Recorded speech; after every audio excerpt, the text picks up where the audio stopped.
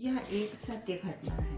एक आदमी ट्रेन में सफर कर रहा था। ट्रेन में बहुत भीड़ थी। उसे बैठने की कोई जगह नहीं मिल रही थी। उसकी नज़र एक कोने में पड़े बक्से पर पड़ी। वह उस पर बैठ गया और इधर उधर देखने लगा। किसी ने उसे बक्से पर बैठने से मना नहीं किया। 3 से 4 स्टेशन बीत गए और वह आदमी उसी पर बैठा रहा। जब उसका स्टेशन आया तो वह उतरने लगा। बगल के यात्री ने कहा, अपना बक्सा तो ले जाओ। वह बोला, यह मेरा नहीं है।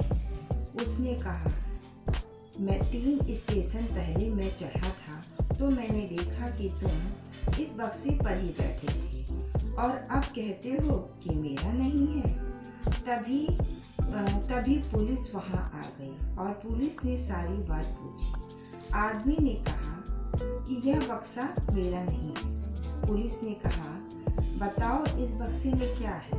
वह बोला, मुझे नहीं मालूम।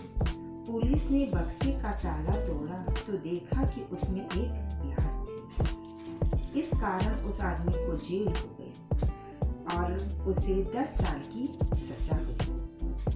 जेल में जाने पर वह आदमी अपने गुरुजी को बुलाया और कहा, गुरुजी,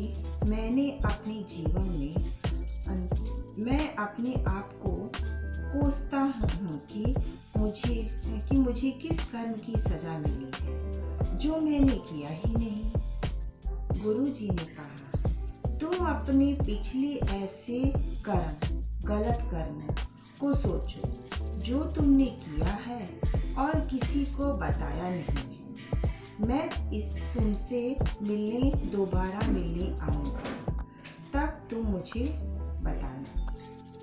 कुछ समय बाद गुरुजी उस आदमी से जेल में मिलने के लिए गए तो उससे पूछा।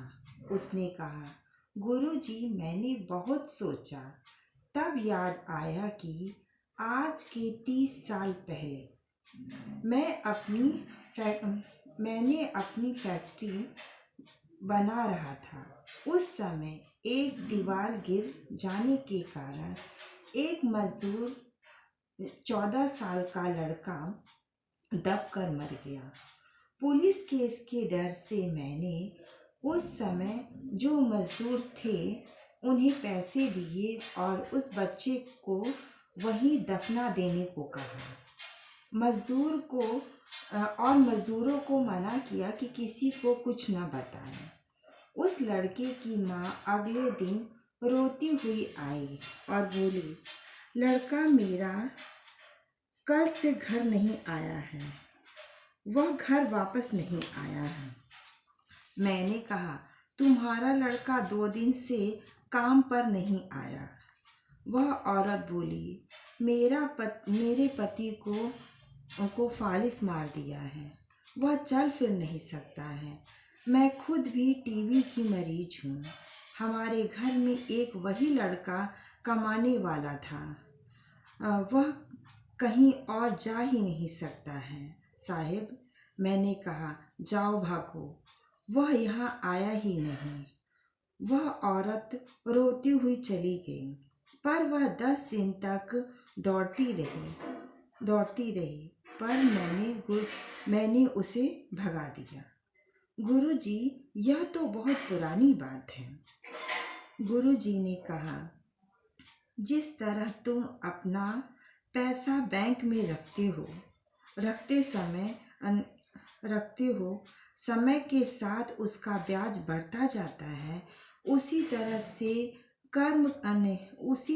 कर्म का खाता भी समय के साथ बढ़ता चला जाता है और हमें सूद के साथ लौटाना पड़ता है। आदमी ने कहा, मैं क्या करूं? गुरुजी बोले, तुम अपने कर्मों को खुशी खुशी भोगो। वह औरत आज भी रो रही है। उसका कर्म तुम्हें भोगना पड़ेगा। इसलिए जेल से निकलने के बाद तुम उस औरत को खोजना, मिलने पर उसके लड़के की सारी बात उसको बताना, पैसे देना, उसकी हर तरह से मदद करना। वह गरीब है, पुलिस केस नहीं करेगी।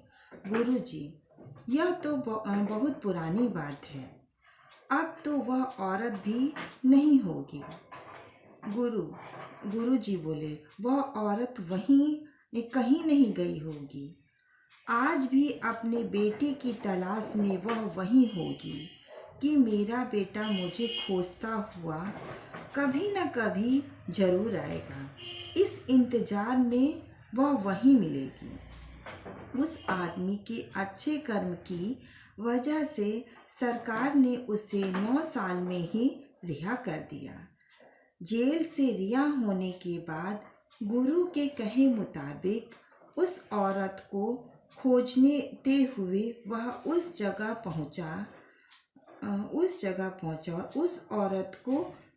उस औरत को उसके मरे हुए बेटे की सारी बात बताई और उससे हाथ जोड़कर उससे माफ़ी मांगी और उसे पैसे दिए और हर प्रकार से उसकी मदद की।